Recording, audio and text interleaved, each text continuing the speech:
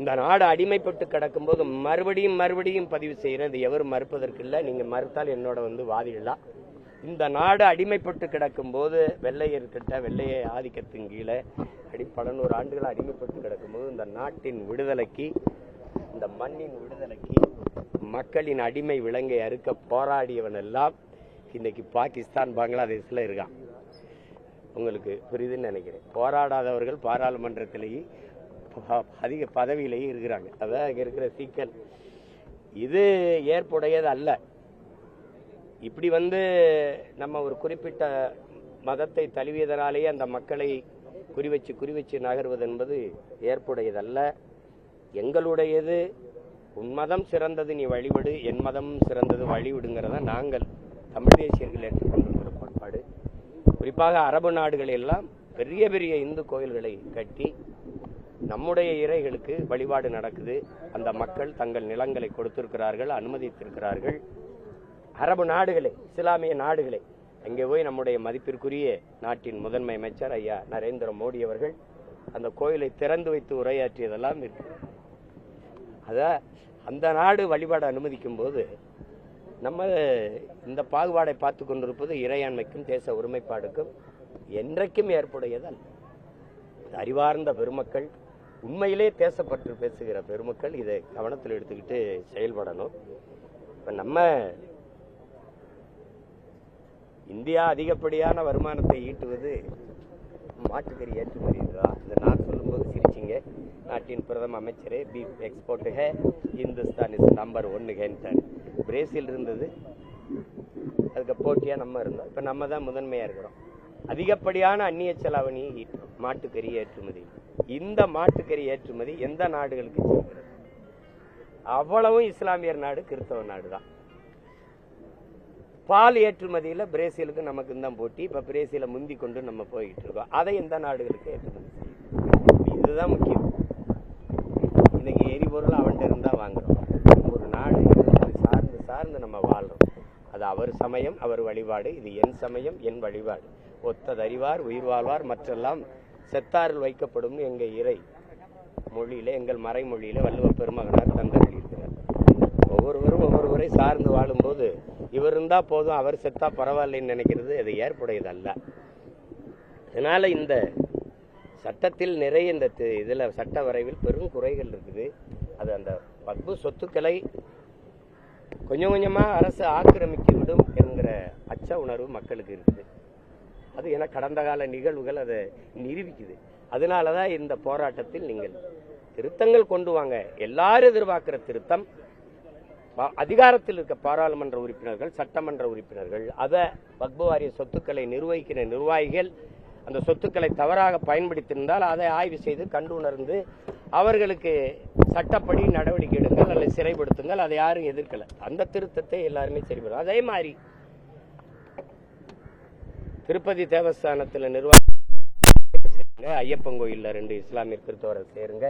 தமிழ்நாட்டு அறநிலைத்துறையில் 2 இஸ்லாமியர் கிறிஸ்தவரை சேர்த்து விடுங்க. ஏன்னா அங்கதான் பெரிய கோயில் நிலங்கள் ஆக்கிரமிப்புகள் நடக்கிறதா நானே சான்று வேணா நானே வெளியிடுறேன். உங்களுக்கு ஐயமா இருந்தா வேணா. இப்போ கரூர்ல எல்லாம் கோயில் நிலம் லட்சக்கணக்கான ஏக்கர், அதை வீடற்ற மக்களுக்கு தேர்தல் வரும்போது இங்கே போய் கட்டி குடியிருங்கள்னு சொன்ன பெருமக்கள் இந்த ஆட்சியாளர்கள் தான். இன்னைக்கு கோயில் நிலத்தை ஆக்கிரமிச்சு விட்டீர்கள், இடிக்க போறோம்னு சொல்லி விரட்டுறதும் இவர்கள் தான். இது அறிவு இருக்கிறவன் ஆட்சியில் நடக்கிறது இல்லது. இது இறைவன்கிட்ட கேட்டா எல்லாமே கொடுப்பாங்கிறான். எங்களுக்கு குடியிருக்க இடம் இல்லைன்னா அந்த இடத்த கோயிலுக்கு எதுக்கு அவ்வளவு இடம்? மக்களுக்கு குடியிருக்க இடம் இல்லை, வாழ இடம் இல்லைன்னா அதை மக்களுக்கு கொடுக்கறதா ஆகப்பெரிய இறை சேவை. அதை இறைவன் வெறுக்க மாட்டான், விரும்புவான். அந்த மாதிரி இருக்கும்போது இந்து கோயில்களினுடைய நிலங்கள் எல்லாம் அப்படியே இருக்கு. அரை சென்ட் இடம் கூட ஆக்கிரமிக்கப்படல அப்படின்னா இது சரி. இது குறிப்பா இந்த வக்பு சொத்துக்களை குறி வச்சு இந்த சட்ட வரைவை கொண்டு நிறைவேற்றி இருப்பது. அதுலேயும் இப்போ இருக்கிற ஆட்சியாளர்கள் 39 வாக்கு இருக்கு தமிழ்நாட்டில். காங்கிரஸ் புதுச்சேரியோட சேர்த்து 40, 22 வாக்கு தான் எதிர்த்து வாக்களிச்சிருக்காங்க. மீதி வாக்கு எங்கன்னு கேட்டால் அதுக்கு பதில் சொல்ல மாட்டேங்கிறாங்க. அங்கே பாராளுமன்றத்தில் கடும் தர்க்கத்தை வச்சு நம்ம கேட்கறது போல கருத்துக்களை கேட்டு அதை தகர்க்காம இங்கே ஒரு தீர்மானம் போடுவது, அதை எதிர்த்து வழக்கு போடுவதெல்லாம் அது என்ன நடக்கும்னு நமக்கு தெரியும். அது கடைசியாக முடிவு தெரியும். நீட்டை எதிர்க்கிறேன் வரும்போது பேசாமல் இருந்துறது, அப்புறம் போராட்டம் வந்தால் எதிர்க்கிறது, அப்புறம் அதுக்கு ஒரு தீர்மானம் போடுறது, அதுக்கு வழக்கு கொண்டு வருது, அவன் எழுதுன்ட்டு போயிட்டான். இதுதான் இது. இந்த வாக்கை மட்டுமே குறி வச்சு நகருகிற இந்த ஆட்சியாளர்கள் பெரும் பெரும் கொடுமையாளர்கள், பெரும் கொடுமையாளர்கள். அண்ணல் அம்பேத்கர் சொன்னதான் அதிகாரம் மிக வலிமையானதுன்னு சொல்லிட்டாங்க அண்ணல் அம்பேத்கர். ஆனால் நாங்கள் உணர்றோம் அது திராவிடர்களின் அதிகாரம் மிக கொடுமையானது அப்படின்னு.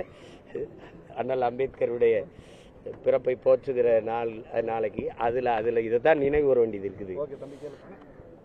அதனால இந்த சட்ட வரைவில் இருக்கிற ஆபத்துகள் இது போன்ற பெரும் ஆபத்து இருக்குது. அப்போ அதே மாதிரி இந்து கோயிலுக்கு 5 ஆண்டுகள் இஸ்லாமிய மார்க்கத்தை ஏற்றவர் தான் கொடையாக கொடுக்க முடியும்னா, அதே மாதிரி இந்து கோயிலுக்கு ஒருவர் நன்கொடை கொடுக்க வராரு. இப்போ நாங்களே வரோம், ஒரு 5 ஏக்கரை கொடுக்குறோம். எங்கள் ஊரில் எல்லாம் கோயிலுக்கு மாடு நந்து விடுவா, இல்லை நான் கலசை எடுத்து வைக்கிறேன்வா, இல்லை சொல்லி விடுவான். 1 ஏக்கர் நிலத்தை எழுதி வைப்பான். அவன்லாம் பல ஆண்டுகளாக 5 ஆண்டுகளாக இந்து மதத்தில் இருந்திருக்கணும் அப்படின்னு ஒரு விதியை கொண்டு வருமா? இதெல்லாம் இந்த மாதிரி நிறைய கேள்விகள் இஸ்லாமிய மக்கள்கிட்ட இல்லை, பொதுவான மக்கள்கிட்ட எழுதுது. அதுதான் இங்கே இருக்கிற கேள்வி. இஸ்லாமிய மக்கள்கிட்ட அவங்களுடைய கேள்வி அவங்களுடைய இதுன்னு இல்லை. அதை கவனத்தில் வச்சுட்டு அரசு இதை செயல்படுத்தணும். சில சட்ட திருத்த வரைவு கொண்டு வந்திருக்கேன், அதில் சில திருத்த வரைவை கொண்டு வாங்கன்னு சொல்கிறோம். அதான் நாங்கள் இப்போ சொல்கிறது. இந்த போராட்டத்தின் சட்டம் ஏற்றிட்டீங்க, எளிய பிள்ளைகள் நாங்கள் சொல்கிறதுனால நீங்கள் திரும்ப பெறுவீங்களா? ஆனால் எங்கள் மன உணர்வை, எங்கள் எதிர்ப்பு உணர்வை நாங்கள் பதிவு செய்ய வேண்டியது ஜனநாயக கடமை. அதனால் இதை செய்யணும். அதான் இல்லை அதில் என்ன செய்யணும்னா, மாநில அரசுகள் நிர்வகிக்கலாம், வக்பு சொத்துக்களை அவங்களே கண்காணிக்கலாம், பாதுகாக்கலாம் என்று இருந்ததை மாற்றி மத்திய அரசும் இந்திய ஒன்றிய அரசும் அதில் அதை கண்காணிக்கும், பாதுகாக்கும் வரும்போது இந்த மாநில அரசின் உரிமை அதிகாரம் எவ்வளவு இருக்கும், இந்திய ஒன்றிய அரசின் அதிகாரம் தாக்கம் எவ்வளவு இருக்குன்னு உங்களுக்கு தெரியும். அதில் தலையிடுது. மாவட்ட ஆட்சியரே நிர்வகிக்கலாம். வக்பு வாரிய நிர்வாகிகள் அதனுடைய ஆணையர்கள் இல்லாமல் இந்த அரசு மாவட்ட ஆட்சியர்னா மாவட்ட ஆட்சியர் IAS IPS யார் கட்டுப்பாட்டில் இருக்குன்னு உங்களுக்கு தெரியும். அது இந்திய உளவுத்துறை உள்துறை அமைச்சகத்தின் கீழே இருக்குது. அது என்ன சொல்லுதோ அதை தான் கேட்கும்.